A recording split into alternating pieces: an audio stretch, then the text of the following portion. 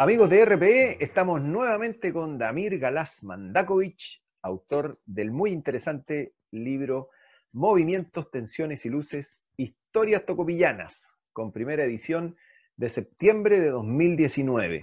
En nuestra primera entrevista hablamos del capítulo Trabajo Amargo, La Guanera de Paquica y los chinos culíes. Y en esta oportunidad queremos hablar sobre el capítulo titulado Camino Costero al Norte, Picotas y Palas para una Ilusión, 1888-1994. Fueron 106 años que demoró el proyecto y que constituyó un gran ejemplo de voluntad y de unión por una noble causa. Damir, muchas gracias por concedernos nuevamente una entrevista. ¿Cómo estás? Hola Guillermo, ¿qué tal? Muy bien por acá, un gusto saludarte. Igualmente, Damir, igualmente. Eh, Comencemos. La Claro. interesante historia del camino costero que hoy une Tocopilla con Iquique tiene varias etapas. ¿Nos puedes contar la primera de ellas?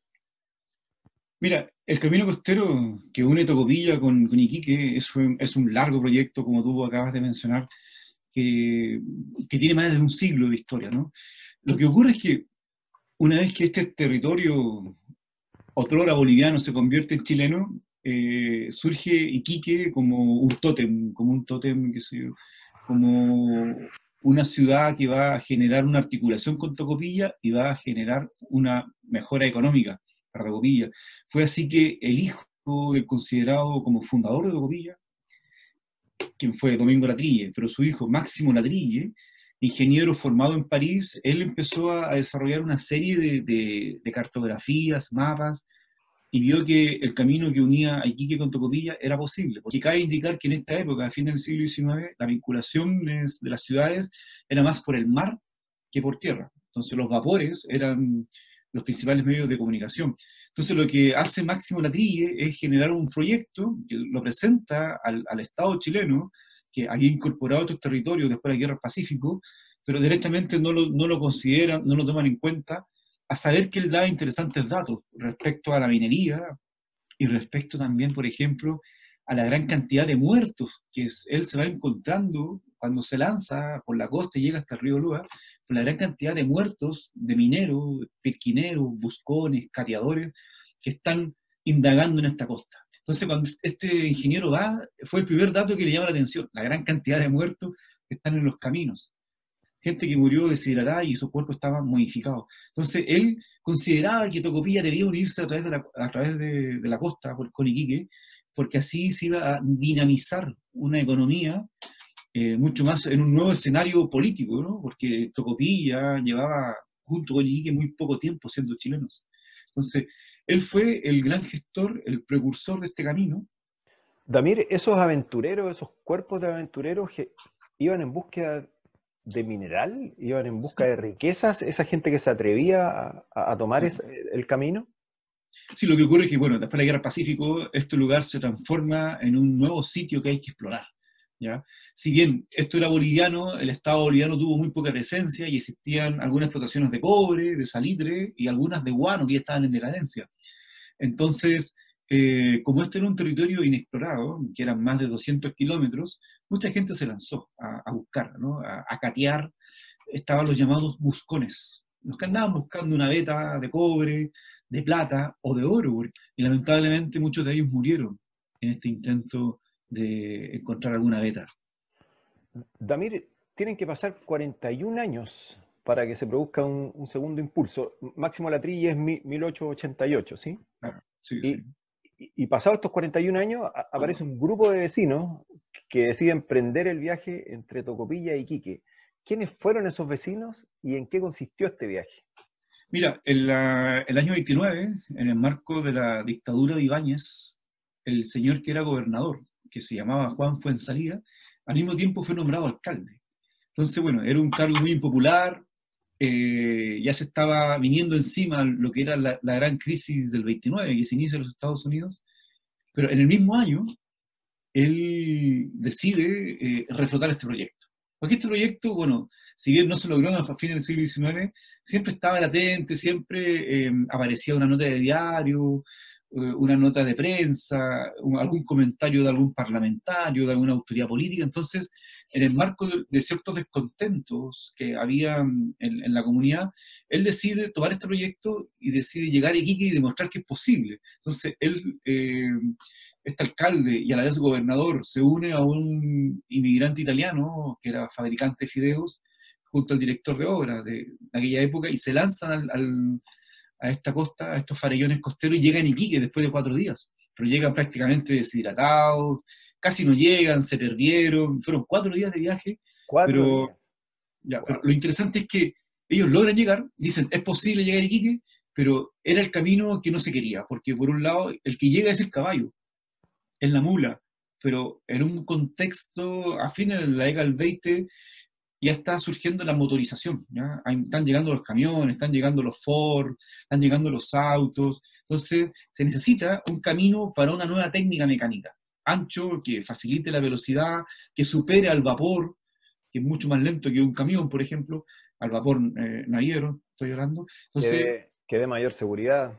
claro, entonces ellos llegan a Iquique, pero se dan cuenta que era el camino que no servía. Entonces, este proyecto empieza a tener una baja expectativa, al mismo tiempo que cae el gobierno de Ibáñez y estos personajes, evidentemente, se van de la ciudad, al menos el alcalde y gobernador simultáneo, y finalmente el proyecto se desvanece. Pero están todo el tiempo intentando, a través de los diarios locales, de recordar esta hazaña, ¿no?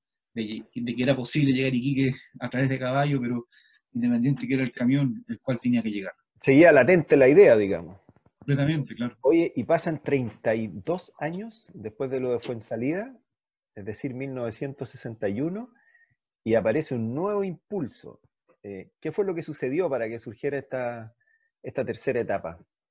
Mira, una tercera etapa tiene que ver con la formación de lo que se llamó el Comando Costero de Tocopilla en Loa, el cual surgió el 16 de junio de 1968. Un grupo de ciudadanos tocopillanos se decide organizarse, decide juntarse para llegar al río Loa y poder ejecutar de una vez por todas este proyecto caminero.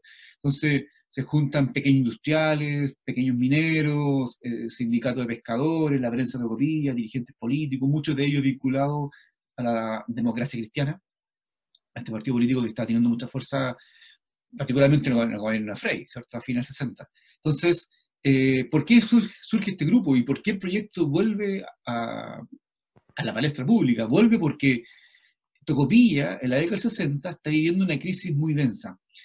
En el año 26 se inaugura lo que se llama el sistema Guggenheim en la industria salitre.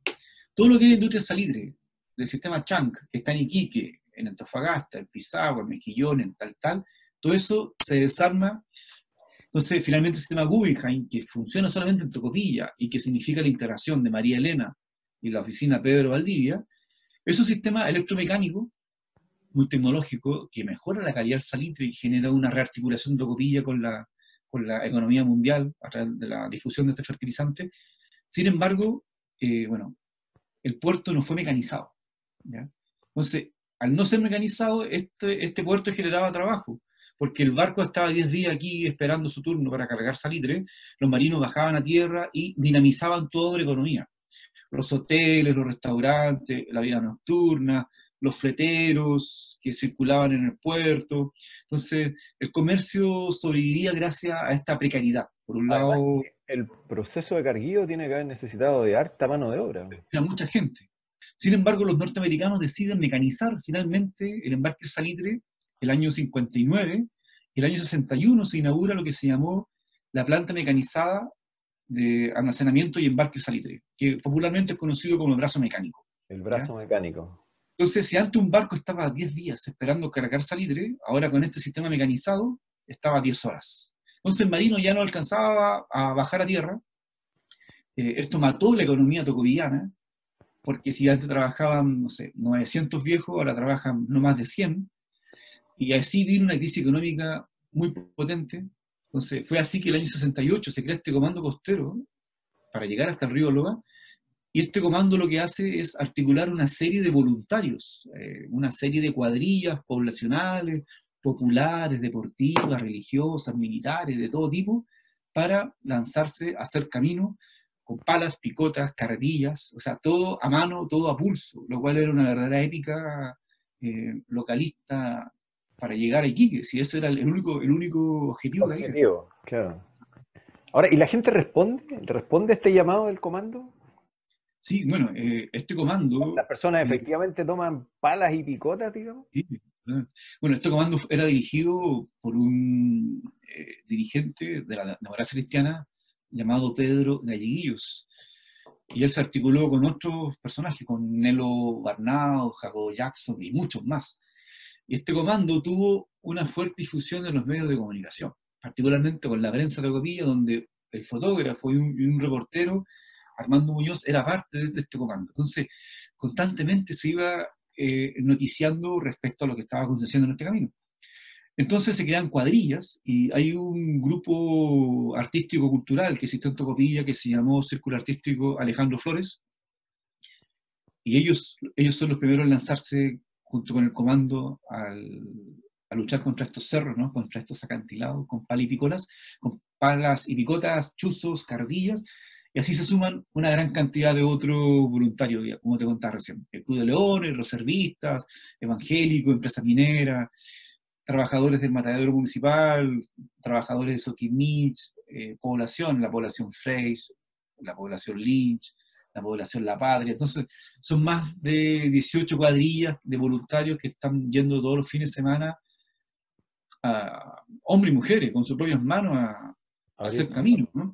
Y lo curioso es que muchos de ellos no tenían auto, ¿ya? Entonces, están construyendo un camino de pronto que va a ser impropio, que va a ser ajeno, porque no es para ellos, pero estaba este horizonte de que iba a ser un proyecto comunitario, que iba a traer una solución económica y por sobre todo laboral para la ciudad, porque al hacer este camino se pensaba que Tocopilla iba a tener un gran movimiento carretero, que se iba a fomentar el turismo, que se iba a fomentar la agricultura, particularmente la desembocadura del río Loa, y también que se iba a traer una gran cantidad de pescados y mariscos. Entonces, son como los 5 grandes ejes por los cuales este camino busca su ejecución y su desarrollo. Oye, Damir, ¿y eran voluntarios realmente? ¿Sí? ¿No percibían ningún ingreso económico, digamos?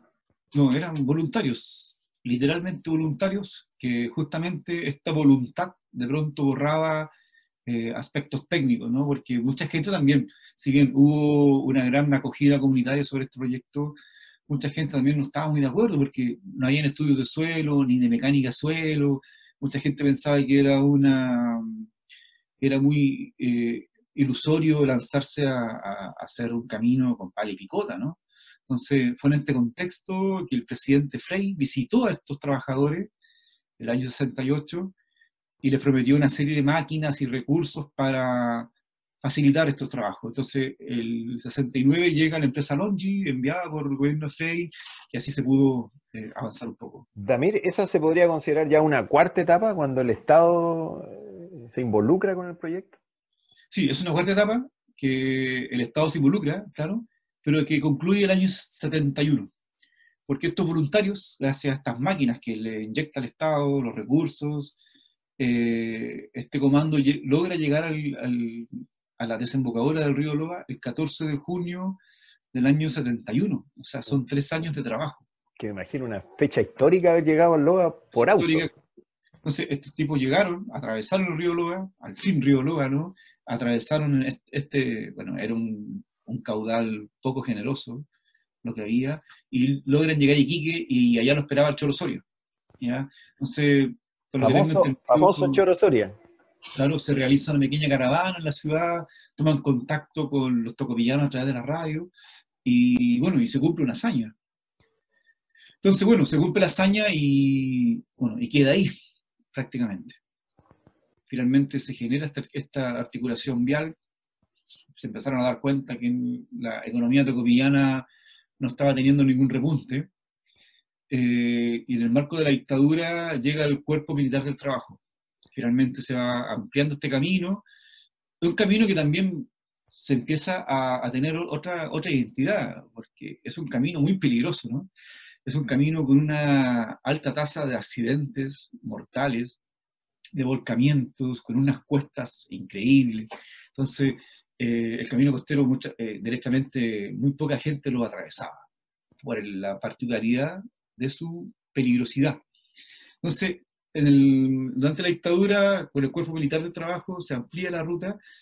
Pasa el tiempo y después vienen inyecciones de dinero de otros gobiernos. Aparece Patricio Aylwin, cuéntanos esa etapa. Ricardo Lagos como Sí. ministro de Obras Públicas. El presidente Aylwin finalmente decide inyectar recursos y a contar del año 93 se empieza a pavimentar algunas etapas de este camino y se construye un túnel. ¿Ya? Un túnel que lleva el nombre de quien fue el presidente de esta agrupación, Pedro Galleguillos, quien falleció en el mismo año 93. Entonces, y falleció siendo concejal. Entonces lo que ocurre es que finalmente se construye el camino, ya el año 94 se inaugura, vino quien fuera presidente después, vino Ricardo Lagos, en su momento ministro de Obras Públicas, y se inauguró el camino, y finalmente el proyecto no tiene, claro, se logra la articulación, pero la economía tocoviana no tiene los repuntes que se habían proyectado. Eso te quiero preguntar. Hoy, que se podría afirmar que el anhelo material del camino costero entre Tocopilla y Iquique se cumplió.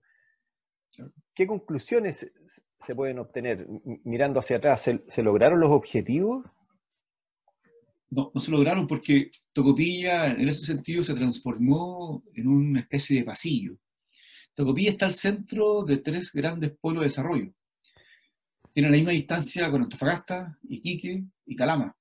¿Ya? Bueno, y estas tres ciudades han tenido desarrollo, entre comillas, autónomo, ¿no? Porque Iquique tuvo un desarrollo comercial desde la dictadura con la zona franca, la SOFRI, que generó un apogeo migrante, ¿no? Empezó a llegar mucha gente, empezó a haber mucho trabajo, Iquique se generó en un punto que articuló Paraguay, Argentina, Perú, Bolivia, entonces generó otras rutas. La ciudad de Calama tuvo un desarrollo, evidentemente, como capital minera y Antofagasta como el puerto minero de la gran minería del cobre. Entonces, Tocopilla quedó al centro, aislado. Y visto este apogeo de estos tres grandes polos de desarrollo, donde se evidencia lo que se llama la concentración territorial en teoría económica, que quiere decir que son polos de desarrollo que van generando una acumulación de la inversión, ¿ya? Generando así desarrollos regionales desiguales, asimétricos, y generando nuevas periferias. Entonces Tocopilla se consolida como una periferia regional, Iquique, que tiene un desarrollo comercial. Finalmente, Tocopilla es un testigo de cómo pasan una gran cantidad de buses y camiones que circulan entre Antofagasta, Iquique y Calama. Finalmente, por ejemplo, en términos demográficos, Tocopilla tiene un descenso en la década del 90 que se comprueba con el censo del año 2002. Hay un 4% de crecimiento poblacional. La participación laboral en la región también es muy tenue, muy feble. Entonces, y la población, si la comparamos con lo que ha ocurrido en Calama, Antofagasta e Iquique, se ha prácticamente triplicado. Entonces, el camino realmente demuestra que no era la solución, porque también esta idea, muy del siglo XX, que los caminos generan desarrollo y que los caminos son como la única causa de progreso, finalmente queda demostrado que no es tan así. Damir, ¿por qué miraron a Iquique y no miraron a Antofagasta? Ahí hay una suerte, algo pasó, digamos, hay algo entre... Sí, bueno, Iquique es muy distinto a Antofagasta, ya sea por su vocación productiva, como así también por la imagen sociológica que tiene el tocopillano respecto a estas dos ciudades. Para un tocopillano, Antofagasta representa la capital provincial, que luego se transforma en la capital regional, a contar de la regionalización que ocurre con la dictadura. Iquique es como algo más lejano, ¿no? Porque hay una aduana, hay una frontera, entonces el camino está fraccionado. Pero por un lado, la vocación económica de Iquique tiene que ver con que es un gran puerto, es una zona comercial que tenía un dinamismo mucho más interesante de lo que acontecía en Antofagasta, particularmente a contar de la década, a fines del 70. Entonces, Iquique se transforma en un, como dijo el Choro Soria, en un Miami chileno, ¿no? Claro. Entonces, de hecho, en todo el populismo, el Choro Soria, toda esta idea paternalista que él tiene respecto a la ciudad, cuando él se presenta como el presidente de Iquique, tiene que ver con que en Iquique él buscaba que la gente fuera feliz, que debía ser muy distinto. Entonces, es una ciudad que tiene también una estética muy, muy distinta a la de Antofagasta. Y así, este camino, en su paradoja, contribuye a conjugar el otro verbo, ¿no? A conjugar el verbo de la migración. Entonces, eh, por este camino los tocopillanos empiezan a ir a Iquique. Y Mira. así, en la década del 90, muchos tocopillanos llegan a Iquique a radicarse y se quedan allá, y muchos empiezan a poblar también lo que es Alto Hospicio. En la actualidad hay nuevos proyectos que se podrían considerar como complementarios en relación a este mismo camino, Tocopilla y Iquique. Es decir, en cierta forma continúa y sigue siendo un tema ciudad la unión entre Tocopilla y Iquique. Mira, este camino lo que aporta es a esta utopía eterna que es el turismo, ¿no? Siempre se piensa que el turismo va a salvar Tocopilla, cuando en realidad yo pienso que son otros caminos los que se deben seguir. Entonces, como proyecto comunitario, yo creo que fue uno de los últimos, ¿ya?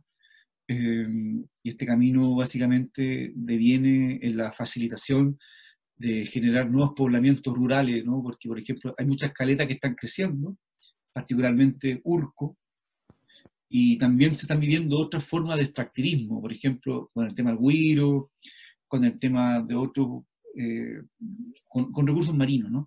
Pero como proyecto comunitario, este fue uno de los últimos en los cuales participó una comunidad completa, que se movilizó en el marco de un cariño a la ciudad, donde también este camino lo que quiere demostrar es que, si bien el Estado se había olvidado de estos territorios, después de la Guerra del Pacífico, se supone que hay una chilenización después de la Guerra del Pacífico, pero en los hechos hay una deschilenización porque todo lo que está pasando está todo en manos de empresas extranjeras.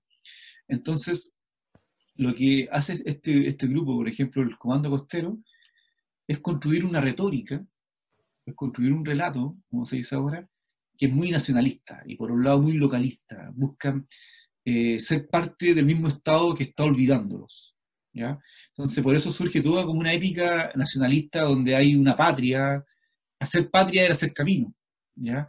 Y con caminos nuevos la patria se fortalece. Esa es como la épica, ¿no? Hay un enemigo, que es la crisis social, que son los cerros. Hay una avanzada, hay un comando. Entonces, te fijas, hay todo un lenguaje, ya, si lo miramos más psicoanalíticamente, hay todo un lenguaje incluso militar En y nacionalista. cuadrilla, claro. Claro, está la lógica de la cuadrilla, de la Sí. avanzada, del escudo, porque se formó un escudo donde estaba la T y la I, que, la T por Tocopilla, la I por Iquique, donde había unas manos, unas picotas.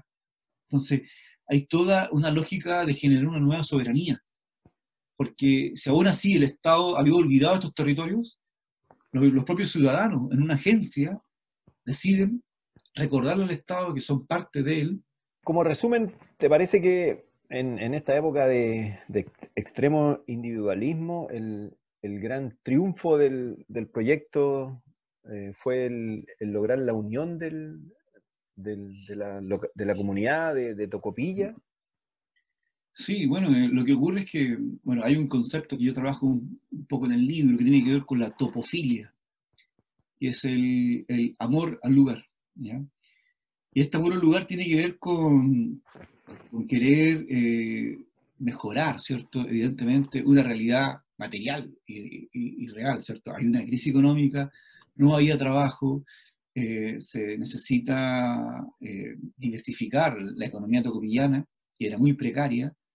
Entonces, en ese contexto, en un contexto de crisis, finalmente se genera la gente se aglutina y van tras una bandera, ¿no? Una bandera que en este caso particular era hacer un camino y generar una nueva ética para Tocopilla. Entonces, claro, es un proyecto comunitario que hoy nos resulta muy llamativo en un contexto donde ya nadie se interesa por las comunidades de pronto, Mm. al menos en esta zona de la costa. Y claro, pero son lindos y buenos ejemplos respecto a que se pueden lograr muchas cosas siempre y cuando existe una buena organización, independiente de pronto de ciertas consideraciones técnicas, ¿no? Pero lo que importa acá es que hubo un horizonte, y ese horizonte fue lo que generó, evidentemente, resultados. Ahora, que esos resultados hayan sido buenos o malos, bueno, depende de pronto quién lo evalúe, pero sí, son buenos, son proyectos que dan luces a que es posible realizar ciertas cosas y ciertos proyectos en aras de mejorar la realidad objetiva de estas comunidades. ¿Es el proyecto que más ha unido a Tocopilla? ¿Existe otro antecedente de un nivel de unión de ese tipo? Mira, más allá de ciertos aspectos deportivos, ¿no? Yo creo que en términos de un proyecto económico y de un proyecto comunitario, este ha sido el más significativo, ¿no?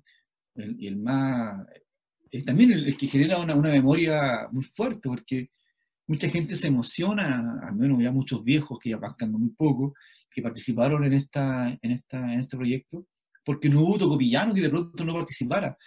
Porque si bien estos proyectos se trabajaban los fines de semana, al menos un tocopillano fue al menos un fin de semana a tirar una pala, o Al fue menos. dos domingos al menos, pero todos se involucraron. El comercio establecido apoyó mucho desde el punto de vista logístico, por ejemplo, en llevar agua, alimentación, en dar los combustibles, en aportar recursos, en aportar materiales, en aportar ropa, en poner en cada una de las vitrinas un eslogan que era como que el progreso de Copilla depende de su unión con Iquique. Mira. Entonces, una derivada de este proyecto es que siempre ha existido en Tocopilla, incluso muchos candidatos a senadores, diputados, alcaldes han planteado derechamente que Tocopilla deje de ser parte de la región de Antofagasta y se convierta en parte de la región de Iquique, ¿no? De la región de Tarapacá. Entonces, Claro. Pues porque siempre Tocopilla ha visto a Iquique como una ciudad muy distinta y muy como un horizonte al cual muchos quieren llegar. Damir, las últimas dos preguntas. ¿El desarrollo minero se encontraron yacimientos o ha facilitado la explotación de yacimientos existentes? Y el tema turismo, ¿cómo cambió con concretar el camino? Mira, en términos de la minería, bueno, se fueron desarrollando pequeños mineros, ¿no? Proyectos de pesquinería que también son muy inestables, muy febles, porque dependen de su relación con Enami, qué sé yo, pero bueno, no es una zona que se caracterice por grandes proyectos mineros, salvo del río Loa al norte, bueno, donde está la minería de la sal, ¿cierto? Y está la articulación con la gran minería, porque hay termoeléctricas, ¿cierto? Pero del Loa al sur, lo que es minería es casi nula. Existe pequeños proyectos particulares. Y respecto al turismo, bueno, el turismo ha generado que esta zona sea interesante porque se van generando poblamientos. Entonces van surgiendo nuevas comunidades que también tienen otro tipo de problemas, que tienen que ver con que son espacios periféricos donde de pronto no hay presencia del Estado, desde el punto de vista policiaco, de seguridad pública o de control respecto a lo que se saca del mar. Por ejemplo, ahora esta costa lo que atestigua es una gran exterminio de los bosques marinos, ¿no? O sea, todo lo que es la extracción del güiro, el destroncar el güiro, es realmente un problema ecológico muy fuerte que nos va a pasar la cuenta en algún momento. A Porque pesar están de que destroncando el güiro, sea a escala artesanal. a pesar de que sea escala, porque hay mucha gente trabajando. Si bien Cernapesca da ciertas cuotas, finalmente hay mucha gente trabajando, muchos de ellos inmigrantes, y también son lugares que están caracterizados por cierta violencia, ¿no? Que hay ciertos grupos que privatizan ciertas playas, y esto implica prácticas incluso mafiosas, ¿no? Con pistola en mano andan peleando por playas y güiros, y sectores que son más generosos que otros respecto a güiros. Entonces, ese es el nuevo extractivismo que se vive, ¿no? El extractivismo del güiro. Por un lado, el turismo, que va generando nuevos asentamientos, particularmente en Urco, en Huachán, en Punta Arenas, en Playa La Cuchara, y lo que es la pequeña minería metálica no se ha desarrollado como se pensó que en algún momento, y bueno, y la agricultura también, era una ilusión porque el río Loa es un río salobre, tiene una gran cantidad de arsénico, entonces pensar en un espacio agrario ahí es muy complicado. Sí, entiendo que del río Loa se derivaba la posibilidad de flora y fauna incluso. Eh, Sí, de- Efectivamente, la disminución del caudal ha sido muy, muy grande o sí, se ha claro, mantenido. Ah, no, o sea, el río Loa corre un litro de agua, yo creo, porque todo lo que es la gran minería, particularmente Codelco, SQM, y además de extraer el agua, consumirla, también a veces vierten una gran cantidad de desechos. Hubo dos hechos, el año 97 y el año 2000, una gran cantidad de detergente contaminó el río Loa y uf, mató, por ejemplo, a toda la vida ecológica del Quillagua, ¿ya? Que hasta el día de hoy Quillagua no se logra reponer de esas dos catástrofes ambientales, porque la empresa minera lanzaron Santato, que es un detergente realmente tóxico, que quema todos los pastizales, y por ejemplo, y el tanque Loman tiene todos estos vestigios químicos. El tanque Loman devino en un archivo químico de la gran minería del cobre y también de los nitratos, porque ese SQM también genera ciertas alteraciones del caudal. Entonces, el río Loa es un río muy misérrimo. Es fácil de pronto menospreciar el río Loa, pero es un río crucial para la gran minería del cobre y la minería no metálica de los mm. nitratos. Pero ninguna opción de concretarlo, el desarrollo que en algún momento se pensó de flora y No, fauna. ha sido imposible, ya sea por la poca cantidad de agua y por las características propias del agua, un agua muy contaminada. Mm. Damir, muchas gracias por tu tiempo, por tu voluntad de compartir el capítulo de tu libro, Movimientos, Tensiones y Luces.